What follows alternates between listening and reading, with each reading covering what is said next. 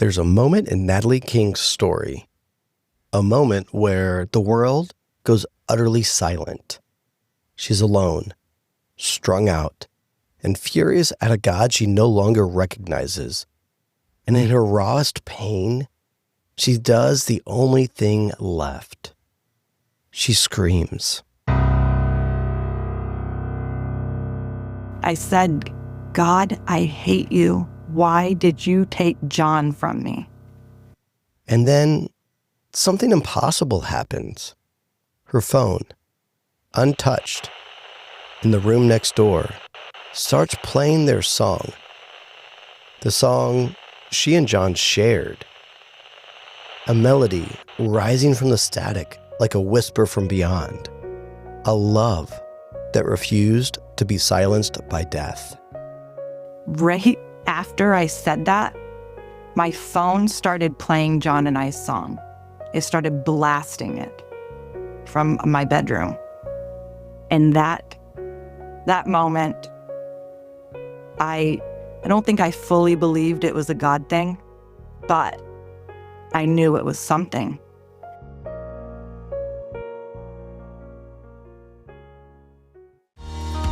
This is Pathways to Prevention, the podcast that sparks conversations shaping the future of drug prevention and recovery. Powered by the Drug Free America Foundation, we bring together leading voices like policymakers, researchers, faith leaders, prevention experts, and real-world changemakers to tackle the biggest challenges in the fight against substance misuse. From breaking trends to innovative strategies, we explore what works, what's next, and how we can all make an impact. You're here because you care about creating a world free from the grip of addiction. Together, we'll uncover the stories, solutions, and strategies that drive meaningful change. Thank you for listening. Now, let's get started.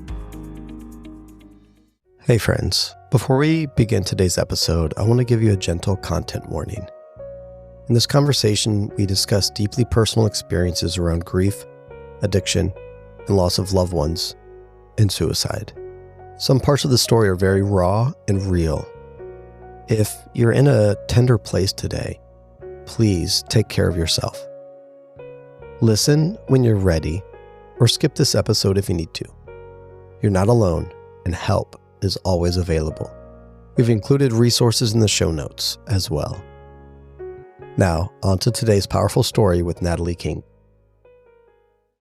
Before the world knew her resilience, before she became a voice of hope for thousands, Natalee King was just a woman trying to outrun her own grief, a sister grieving an overdose, a daughter searching for stability, a young woman desperate for something, anything, to anchor her shattered world.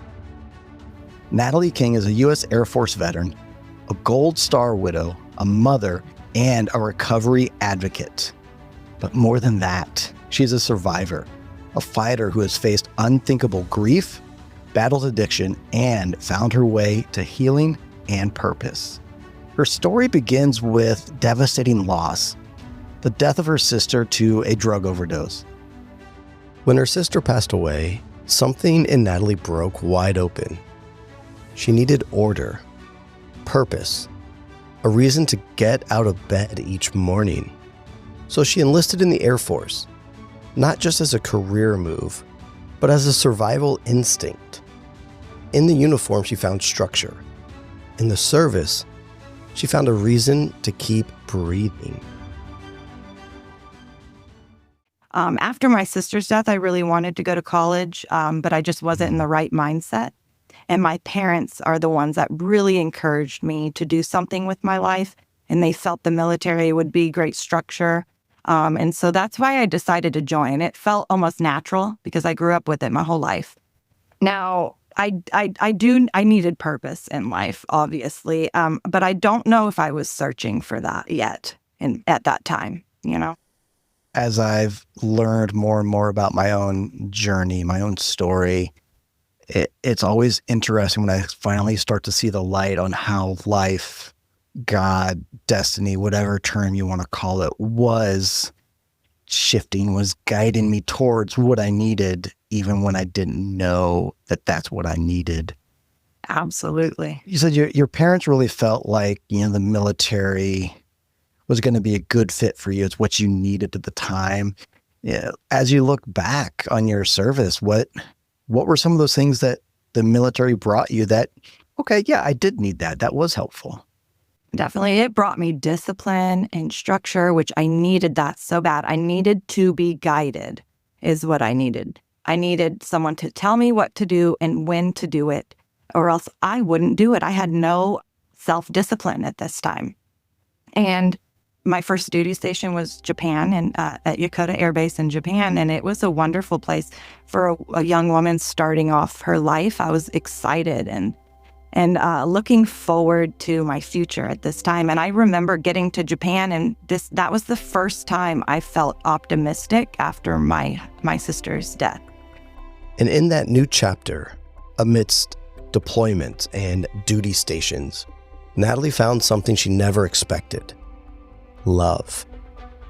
John, a fellow airman, a lifeline in the storm. Japan and Tokyo has a special place in my heart forever.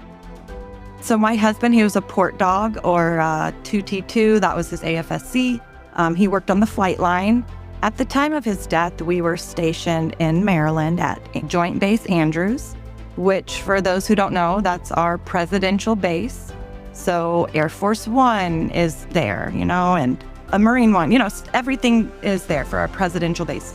And my husband, he worked in Air Force One hangar and things like that. Their love story unfolded between work shifts and weekends. They built a life together, full of whispered dreams about their future. But all of it, the laughter, the plans, the hope, came to a screeching halt one unthinkable day on the tarmac. He was actually, they were told to move around some vehicles one morning. And when you're driving a GOV or a government vehicle, you always have to have a spotter. It's just one of their rules. And so my husband said he would spot another airman to move a vehicle called an ambulift. Now, from my understanding, there's only 2 of these vehicles in the entire world, and it's made especially for Air Force One. It's a lift vehicle, to lift luggage and disabled guests, things like that. So with that said, there aren't many men and women who are trained on these vehicles. So the guy driving the vehicle was not trained on it, and he did not know how to drive it. My husband went around the back to spot him, and when he went around the back to spot him, the ambulance vehicle jumped and it pinned my husband against the wall from the sternum down. Loss wasn't abstract anymore. It wasn't a wound she could pretend would heal. It was visceral, dropping her to her knees, making her body physically reject the grief pouring through her. He passed on February 17th, 2013. Gosh, I remember the pain, the anguish that I felt.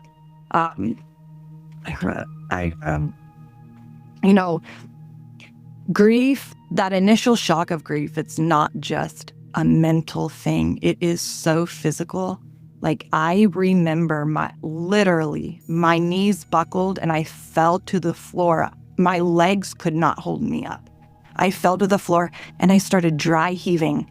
I had nothing to vomit up, and I was literally dry heaving. My body, it felt like an instant flu reaction or something. I don't know. It was the shock of it all. And that's what I can remember from the early days, is how painful that initial shock of grief is and was.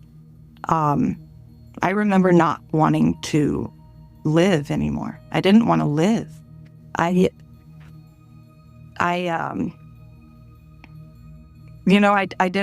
bonded with my son for about 8 months, but even looking at my son as a baby, and I hate saying this, but it was so hard to see him without my husband there. Like, it was gut-wrenching. It was absolutely gut-wrenching.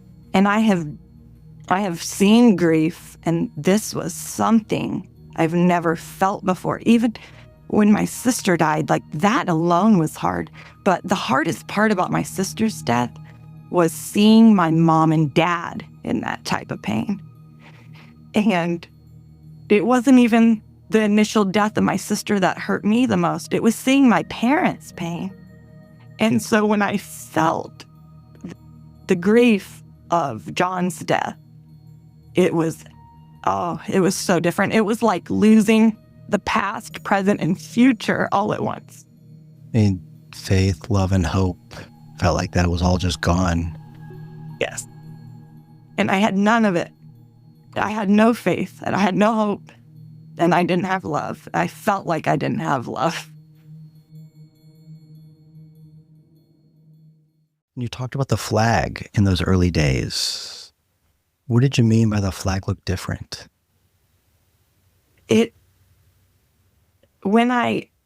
On the day he died, when I looked at the flag, I remember looking up at the flag on the flagpole, and it was blowing in the wind, but it was pure silence. I don't know how to explain it. It felt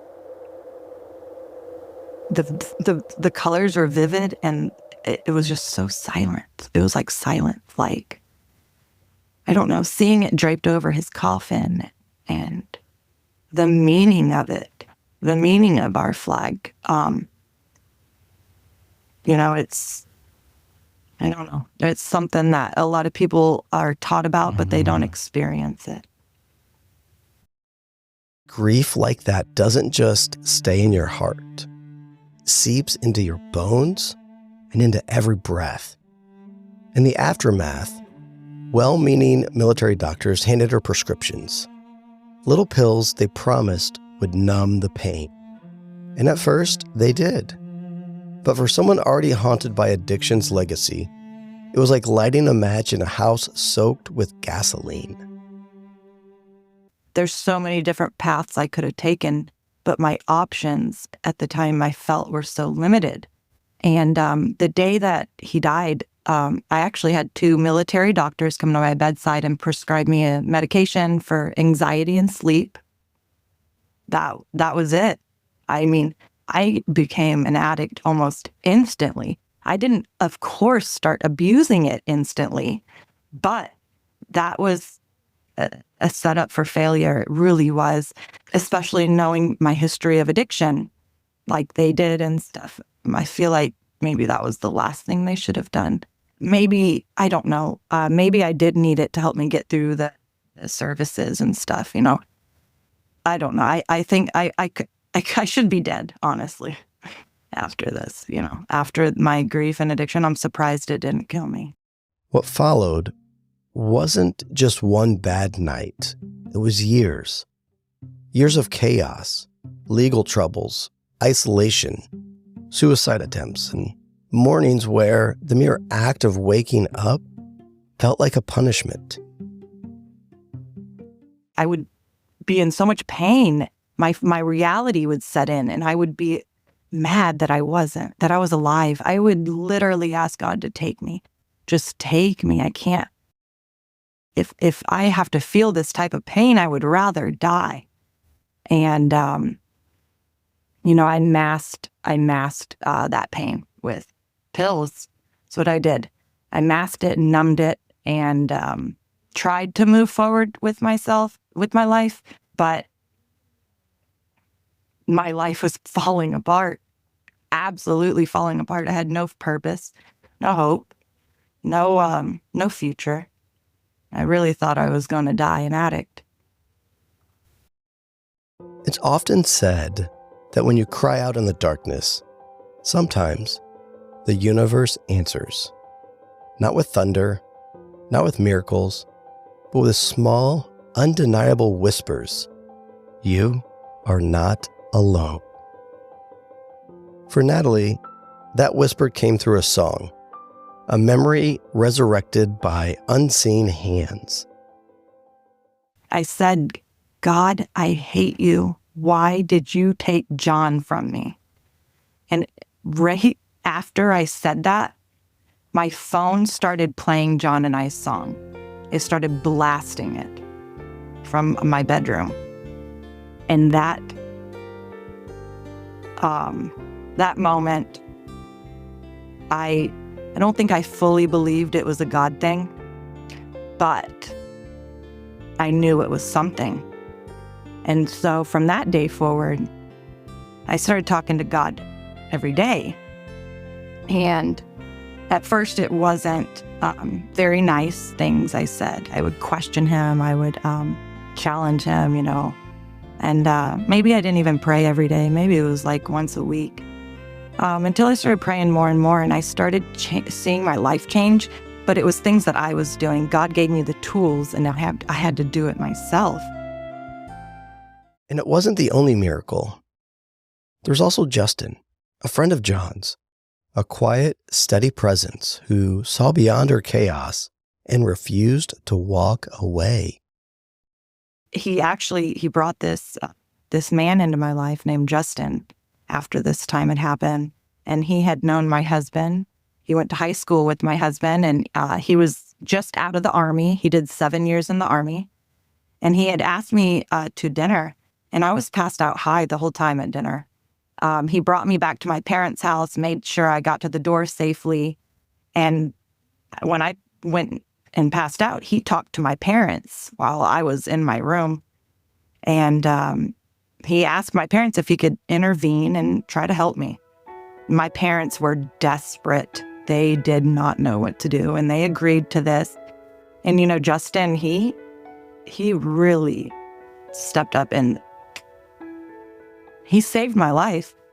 He put me on a slow taper off of my anxiety and sleep meds. And over the course of 2 years, I was able to get off of that medication. And it was a hectic 2 years. It was absolutely chaotic. And within those 2 years, Justin and I, we fell in love, and I ended up pregnant with our son, my second son. And from that day forward, I was like, I'm totally done with everything. Like, this is it. Like, I really, this is it. And we moved towns. I changed, people, places, and things. That's what I changed. And it worked for me. But it also, I think finding Justin and falling in love with him and getting pregnant and having my son really gave me the hope that I was missing. In the beginning of my addiction and throughout my addiction, I was totally hopeless. I didn't see a future. I did not see a future at all. Even till to this day, I'm scared to plan out my future. It holds me back a lot. I'm scared to go too far in advance. I don't know. I know why, but I don't know why it's still hard on me. I'm still healing about a lot of things, but it's planning a future is hard, but just that little seed of hope saved my life. And that's what I needed. Love saved my life, and faith saved my life. Healing didn't happen overnight, but brick by brick, Natalee began to rebuild a life she once thought had died with John. Recovery isn't linear. It's not a straight, gleaming road to redemption. It's jagged, messy, beautiful in its imperfection. For Natalee, every sober day was a small victory. Every morning she chose hope over despair, was a quiet rebellion against everything that had tried to break her. Even when new challenges came, like caring for her father after a suicide attempt, Natalee stood firm.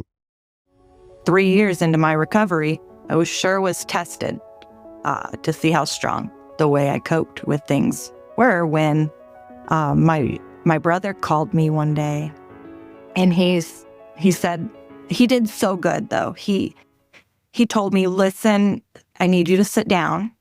And he said, Dad's alive, okay? And I was like, like, what? I'm like, okay. He said, look, Dad's alive, but he shot himself in the head and he survived it. He's at the hospital. He was alive, though. He was alive. So we flew to Texas. I took him into my home. He lost his eyeball. He shot himself in the head, on the side of the head. Lost his right eye, and he had ALS. He was battling ALS a few years. He couldn't move. He couldn't barely talk. He couldn't eat, swallow food. He can't even take a shower. I brought him in my home, and my mom and I and Justin took care of him. And, I think taking care of my father helped keep me in recovery as well, because I didn't want him dying knowing that I was still struggling. I did not want him to die thinking, oh my gosh, is, Natalee going to be okay? And I wanted to prove it to him. And I think that helped me a lot in my recovery. Her promise wasn't perfection. It was perseverance. One day, then another, and another. A life reclaimed one sunrise at a time. One, sort of bringing it back to faith, love, and hope. You started getting your reps in, your repetitions on faith, and then that led to love, which then also brought along hope. And that's what started you rebuilding your life. Gosh, look at that. I got chills that you put that all together. I didn't even ever put that together like that. I mean, I see it, but I didn't put it in that order. It did happen like that. That's amazing. That's crazy. Yeah. It's wild. When you were telling the story about the first time you prayed by yourself in your room and yours and John's song came on your phone, my friends in Kentucky that I do a lot of work with would call that a God wink. Wow. I say God moment, but a God wink is great. See, and at that time in my life, I didn't have a relationship with God. So I didn't put it together. But I've had a lot of God moments throughout my recovery. A lady messaged me that I got my DUI car wreck with. I hit a lady head on during my DUI. She actually made a post the day that I hit her about me and asking people to pray for me. She was so kind, and I have it posted on my socials, but it was so kind of her. She was asking people to pray for me because she knew that I was in pain and suffering and I was broken. And she saw one of my videos online and she messaged me. And 8 years later, I recognize you. I can't believe it's you. I'll never forget you. And she sent me the post that she made, and there was people praying for me in the comments under her post. And wow. I mean, just wow. Full circle. This is God. This is God. If you could sit with Natalee today, if you could look into her eyes and ask her for advice from the other side of the storm, this is what she'd tell you. It's not a overnight fix. If this is something you work on every day, recovery is an everyday process. That's what it is. You take it moment by moment. And you don't promise yourself anything. I never promised myself, okay, I'm going to stay sober forever. For the rest of my life, I'm going to stay sober. I never have said that to myself. I said, I'm going to stay sober for today. And then tomorrow morning, you know what? Hopefully I'll pray to God that I feel pretty good and I'll stick it out another day. And they start adding up. It really is a moment-to-moment process. You never know whose heart is breaking quietly behind a brave smile, who's sitting alone, wondering if anyone has ever felt this lost before. You never know who needs to hear those life-saving words. I've been there. I know that darkness, and I made it out. Maybe it's a voice they'll replay in the middle of the night when everything feels too heavy. Maybe it's the sign they've been silently praying for. Maybe it's a reminder that even in the rubble of everything they thought they lost, something new, something beautiful can still be built. Because hope doesn't always arrive with fanfare. Sometimes it arrives quietly, through story, through a voice, through the courage it takes to say, you're not alone and you never were. You know, in my darkest moments, I truly felt alone in my pain, and I just wanted to relate to someone. I wanted so badly to relate to someone, but it wasn't easy for me to meditate. It wasn't easy for me to pray. So if you do a guided meditation at first, right, it gets easier and easier as you go along. You just have to be consistent, and you don't have to meditate for 30 minutes. You just do it 5 minutes a day. Start off by doing 5 minutes, 3 minutes a day, whatever. And it'll slowly add up and you'll get better and better at it. I didn't believe it until I started doing it. Same thing with praying. It will change your life. It will shift your perspective, and it will make you grateful for the things in life instead of focusing on negative things. It'll force you to be positive. Praying will force you to be positive. And I'm not saying to go to church and follow a religion, whatever you want to do. Just start a relationship with God. Just start a relationship. And if something is holding you back from praying, there's obviously a big force that's keeping you from praying. So it might as well force it to pray. All the more reason to pray. If you feel uncomfortable or silly talking to God, there's something out there that's forcing you not to do it. So that's all the more reason to do it.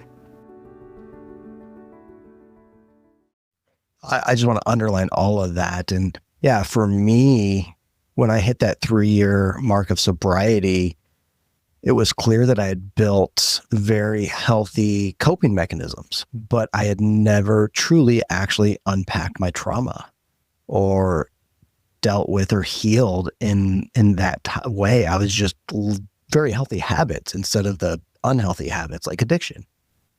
And so I was finally clear-headed enough in my sobriety that I went through the VA's trauma recovery program and started working through all that. And oh my gosh, that was eye-opening. I was about to finish your sentence. Eye-opening, isn't it? Because I will tell you. So after my dad passed, he ended up passing away in February 2021.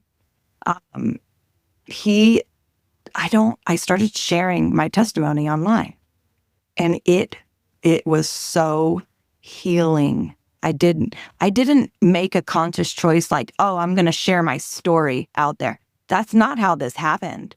This literally happened on accident. I was scrolling TikTok one day and I saw a video with a song and pictures, and I was like, hey, I could make that same video but with my own pictures. And I did it, and it was a touching story about my husband, I believe. And I mean, people loved it. Then I started sharing a little bit more about my sister, my dad, my addiction, and little by little, like, it started coming out. I didn't plan to just share my life. I didn't. But it was like talk therapy. It was healing is all I can say. It was so healing. It was freeing. I felt heard. I felt seen. I felt understood. And the messages and the comments I got of people relating, it was so validating for me. Yes. And I often tell folks that, storytelling is powerful for both the audience to know that they're not alone. Others have gone through, have experienced what they may be feeling or experiencing, but it's also powerful for the person telling their story. I mean, every time I share even just pieces of my story, I feel like I'm getting just that much more empowerment and just freedom of Yes. my life. I don't even know how to put it into words, but yeah. Me too. That's how I feel every time I share. I'm like, wow, I feel seen, When someone survives what Natalee survived, their voice carries a weight, a wisdom that you just can't fake. She's lived through the darkest valleys. She's fought battles most people never see. And today, she's using that pain not to build walls, but to build bridges. So before we close this conversation, I want you to hear directly from Natalee. Her message is simple, but powerful. A reminder that no matter how heavy today feels, it's not the end of your story. Here's Natalee sharing the words she wishes somebody had said to her. I would love to try to help people. I would always tell them to hold on. If you're going through grief and addiction, you need to hold on. Everything is temporary in life. Good and bad moments are temporary. They're not forever, even though it feels like it is. It's not. And God always has a plan for everyone's life. I truly, truly believe that. The suffering and the pain, it's all there to tear you apart, from, like I said, worldly cares and bring you closer to Him. That's how we learn and grow and help others in life. So I would say to hold on and always reach out for help. Don't be embarrassed. Don't be ashamed. Always ask for help. You cannot do this alone, and you always need support. You have to have support. So if you're struggling, you can even reach out to, I know there's creators online, recovery creators even, and stuff you can reach out to that will be happy to talk to you, but just ask for help and don't give up. It's temporary. Everything in life is temporary.